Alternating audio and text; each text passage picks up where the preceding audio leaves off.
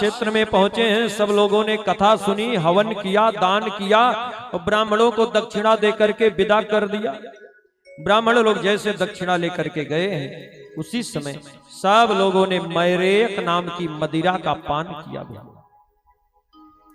मैरेयक मदिराम पीत्वा, सब लोगों ने मैरेयक नाम की मदिरा का पान किया और भगवान की माया से ये जितने यदुवंशी थे सब विमूढ़ हो गए थे।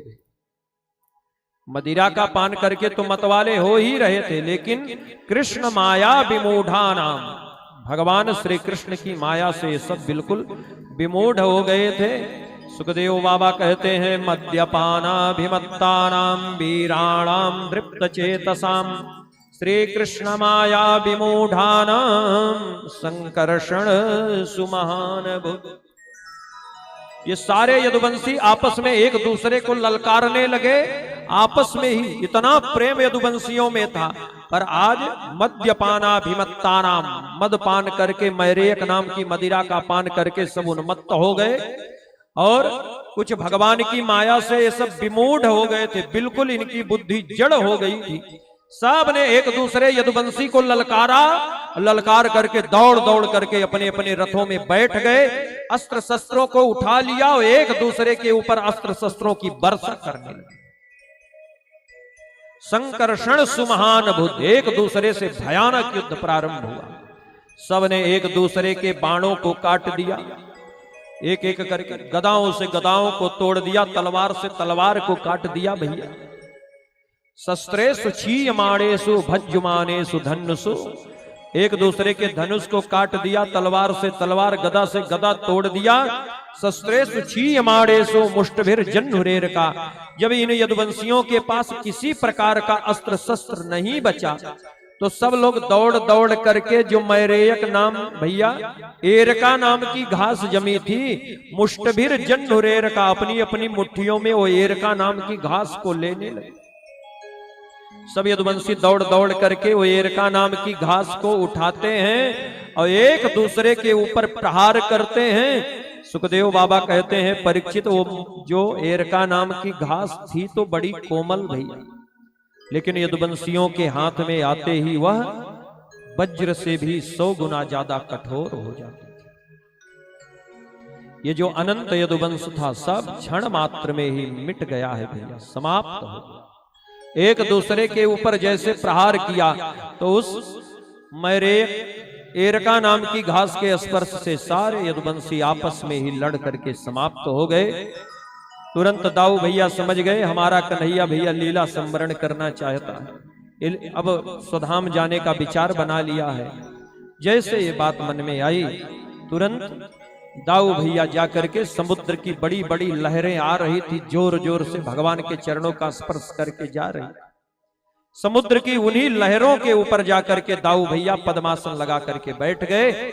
पद्मासन लगा करके दाऊ भैया बैठे हैं, अपने स्वरूप को संभाला है और स्वरूप को संभाल करके भगवान श्री हरि के दिव्य धाम को चले गए हैं। दाऊ जी शेष रूप में अपने शरीर को परिणित किया है, अपने शरीर को, मानव शरीर को छोड़ करके शेष रूप में अपने शरीर को बदल करके समुद्र के रास्ते सीधे क्षीर सागर को श्री दाऊ दादा चले गए हैं। सभी लोग जय जयकार करिए, बोलिए दाऊ दादा की। रामा समुद्र बेलायाम योगमास्थाय पौरुषम, योग का आश्रय लेकर के त्यज लोकम मानुषम, मनुष्य लोक को छोड़ करके अपने दिव्य धाम को चले गए हैं। तो जैसे दाऊ दादा लीला संवरण करके गए तो भगवान के आंखों में आंसू आ गए भैया, ठाकुर जी रोने लगे। क्यों? दाऊ दादा इतना प्रेम करते थे भगवान को भैया, वही प्रेम का आज भगवान को स्मरण हुआ। अब भगवान ने देखा कि भगवान रामम निर्माण मालोक्य भगवान जगदीश्वरा, भगवान ने देखा कि दाऊ दादा ने तो परम गति प्राप्त कर ली, निर्माण माने मनुष्य शरीर को छोड़ दिया, मनुष्य लोक को बैकुंठ चले गए, क्षीर सागर में। भगवान ने भी तुरंत संकल्प लिया, अब इस शरीर को मैं भी तुरंत छोड़ दूंगा, ज्यादा देर यहां ठहरूंगा नहीं। सीधे भगवान जाकर के एक बढ़िया पीपल के वृक्ष के पास बैठ गए भगवान के आंखों में आंसू छलछला आए हैं दाऊ भैया की सुंदर लीला का स्मरण करके। क्यों? भगवान ने ऐसी कौन सी लीला का स्मरण किया कि ठाकुर जी की आंखों में आंसू आ गए भैया? बोले ऐसी लीला ही की थी भैया।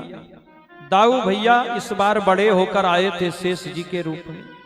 रामावतार में वही शेष जी जब लक्ष्मण जी के रूप में आए, रामानुज जी के रूप में, तो उस वहां पर लक्ष्मण जी छोटे थे भैया।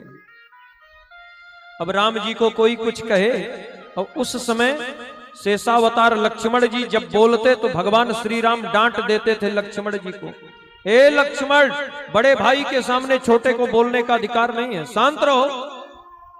जैसे राम जी बैठे थे और जनक जी ने कहा कि इस पृथ्वी पर अब कोई वीर नहीं है, वीर विहीन मही मैं जानी, अब जनिको माके भटमानी, वीर विहीन मही मैं जानी। तो लक्ष्मण जी उठ करके खड़े हुए पर राम जी ने डांटा। लेकिन जनक जी ने जब और कुछ कहा तो लक्ष्मण जी अंत में बोलने ही लगे भैया। कही जनक जस अनुचित बानी, विद्यमान रघुकुल मणि जानी। और लक्ष्मण जी ने जब जनक जी को डांटा तो राम जी ने लक्ष्मण जी की ओर देखा, ए लक्ष्मण, अरे होने वाली ससुराल है, होने वाले ससुर जी हैं और ससुर जी के साथ ऐसा व्यवहार करते हैं। अरे श्री जनक जी कहते, महाराजा जनक जी कहते, विदेहराज जनक कहते, तुमने तो सीधे सीधे कह दिया जनक, ऐसे कहा जाता है। तो लक्ष्मण जी बोले, सरकार, जो नहीं हमारे राम का वो नहीं हमारे काम का। जो मेरे राम जी का सम्मान नहीं करेगा, ये शेषावतार लक्ष्मण उसका कभी सम्मान नहीं करेगा।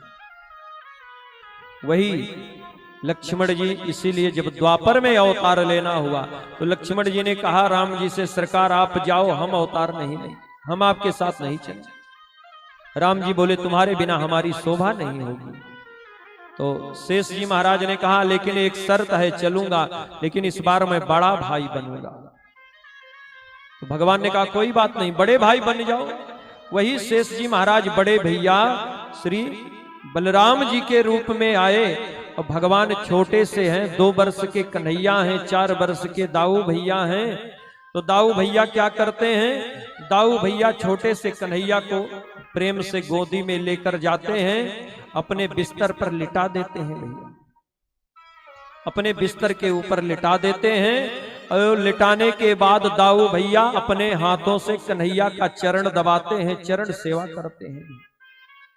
और दाऊ भैया जब चरण दबाएं तो भगवान श्री कृष्ण बड़े प्यार से कहते, दाऊ दादा आप बड़े भैया हैं।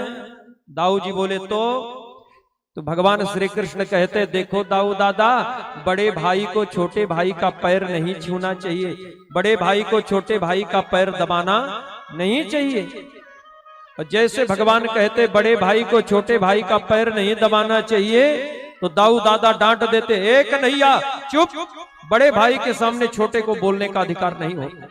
रामावतार में हर जगह डांटता था, अब मैं डांटूंगा तुझे। तो दाऊ जी अपने हाथों से ठाकुर जी का चरण संवाहन करते। आज ये लीला दाऊ जी को स्मरण, श्री ठाकुर जी को स्मरण हो आई, भगवान के आंखों में आंसू आ गए। भगवान ने तुरंत लीला को स्मरण करने का मन बनाया और चतुर्भुज रूप धारण कर लिया। शंख चक्र गदा पद्म भगवान के पधार गए। अब शंख चक्र गदा पद्म बनमाला विभूषितम, दिव्य रूप भगवान ले लिए। भगवान का वह दिव्य सुदर्शन आ गया है, घूमने लगा। उसी समय भगवान का सारथी दारुक आया है। दारुक भगवान के चरणों में गिर पड़ा, बोला सरकार हम भी आपके साथ चलेंगे।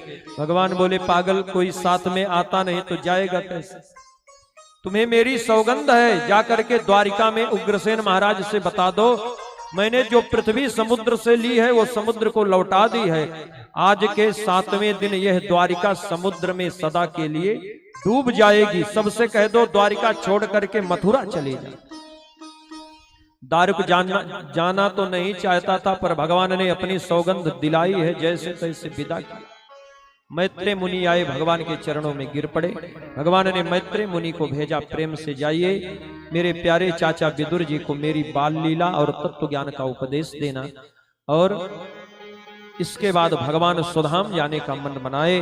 सभी देवता आए हैं विमानों में बैठे हुए, ये देखने के लिए कि भगवान कैसे लीला संवरण करके अपने लोक को जाएंगे। उसी समय एक बड़े जोर की बिजली कौंध जाती है। बिजली की चमचमाहट गड़गड़ाहट होती है, सारे देवताओं की आंखें चकाचौंध हो गई भैया।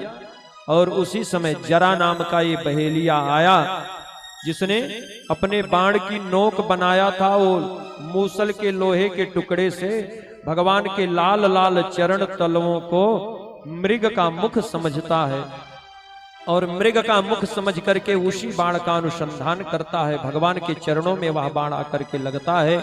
बहेलिया आया, भगवान के चरणों में गिर पड़ा। भगवान ने कहा चिंता मत करो, ये मेरी इच्छा थी, ब्राह्मणों का शाप था कि इसी से संहार होगा यदुवंश का, इसीलिए ये बाण मेरे चरण में लगा है। तुम स्वर्ग जाओ। उस बहेलिये को सशरीर भगवान ने स्वर्ग भेज दिया। ऐसी मान्यता है ये जो जरा नाम का बहेलिया है ये पूर्व जन्म में बानर राज बाली था। भगवान ने बानर राज बाली को छुप करके मारा था, तो आज बानर राज बाली जरा नाम का बहेलिया बनकर आया और भगवान के चरणों में उसने बाण बीधा है। अब कर्मों की गति तो बड़ी गहन है। अवश्य में वही भोक्तव्यम कृतम कर्म शुभा शुभम। मानो भगवान ने इस लाइन को चरितार्थ किया। जरा नाम के बहेलिया को भगवान ने स्वर्ग भेज दिया और सारे देवताओं की आंखें इधर इधर चकाचौंध में चौंधिया गई। इस शरीर को न छोड़े, श्याम शरीर को न भगवान ने छोड़ा न जलाया। सा शरीर भगवान भागवत जी के अक्षर अक्षर में आकर के समा गए। क्यों? बोले तिरोधाय प्रविष्टोयम श्रीमद् भागवतार्णवम। भागवत रूपी समुद्र में भगवान आकर के प्रविष्ट हो गए हम सभी का कल्याण करने के लिए, ताकि हम लोग जो 7 दिनों से आनंद ले रहे हैं ये भगवान का साक्षात स्वरूप का आनंद हम लोग ले रहे हैं। इसीलिए विद्वानों ने कहा है जिस घर में भागवत की पोथी होती है उस घर में भगवान राधा कृष्ण का नित्य वास होता है।